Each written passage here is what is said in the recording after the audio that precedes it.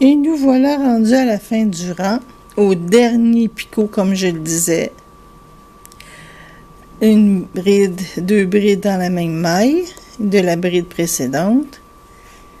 Et là, vous allez vous rendre compte que ça a l'air étrange. Ça fait bizarre de voir comme si on avait commis une erreur. Mais rassurez-vous, c'est rien de tel. On fait nos 3 mailles en l'air pour venir faire notre picot et clôturer avec une maille coulée. Et là, tout va prendre son sens, vous allez voir. On fait une bride dans cette fameuse bride avec une maille de plus qu'on avait faite dans le rang précédent. On vient piquer dans la 3e maille de la bride et on fait une bride. Et voyez comme le tout s'agence si bien. Il n'y a plus rien d'étrange dans le travail. Vous voyez, tout s'agence. Donc, on fait 4 mailles en l'air, 3 pour la bride et 1 pour la maille de plus, parce que nous recommençons le procédé de venir piquer dans le petit trou à côté du picot avec une maille de plus, une maille en l'air dans le petit trou et ainsi de suite. Vous voyez comment c'est simple et facile. Si j'étais capable de me créer un motif fantaisiste sans avoir vu sur le net, c'est que c'est simple, n'est-ce pas?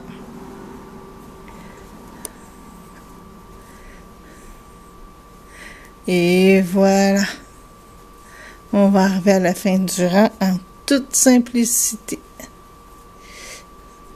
Dans le trou, on fait notre bride, une maille en l'air, notre bride dans le trou, notre maille en l'air et on vient clôturer.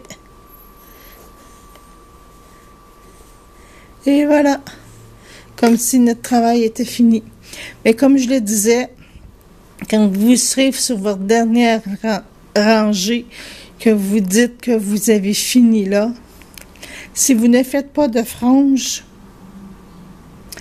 à votre écharpe, par exemple, ou couverture, et ainsi de suite, vous pouvez éviter de faire cette dernière ligne-là, la ligne qu'on vient de faire, et de laisser votre travail comme celui-là. Vous pouvez le finir juste ici. Pardon, je crois que je me suis trompée ici. Je vais reprendre les mailles. Finir votre rang juste ici. Finaliser le tout. Bon. Parce que ça va donner cet effet de picot à la fin. Évidemment, vous n'en aurez pas en bas. C'est pour ça que je vous dis, si vous voulez que ça soit symétrique, égal, pareil, bien, vous faites la rangée. Sinon, si vous faites des picots tout le tour, comme j'ai fait sur ce petit tricot, bien, vous évitez de faire le dernier rang que je vous ai montré et vous faites tout le tour avec des picots, c'est fort simple. Hein?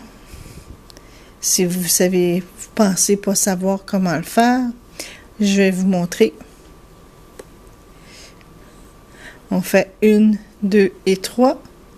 On pique à côté. On clôture. Puis ça n'a pas voulu. Des choses qui arrivent. C'est de la laine que j'ai tellement travaillé qu'à un moment donné, elle devient plus filandreuse. On finit par la maille coulée. On travaille en faisant des mailles coulées 2-3 fois, tout dépendant de la distance que l'on cherche entre les picots. Et quand vous êtes rendu où ce que vous pensez le faire, bien, vous faites votre maille coulée, vous rentrez votre maille, vous la coulez, mais après, vous faites vos 3 mailles en l'air pour revenir dans le même trou. Et voilà. Votre picot est fait. Vous comprenez? C'est fort simple. Les picots, c'est un petit jeu d'enfant. Donc, si vous avez des questions, si vous voulez que je vous le remonte autrement, dites-le moi. On y travaillera fort fort. Je vous remercie de m'avoir écouté et vos commentaires seront appréciés. À la prochaine. Merci à vous.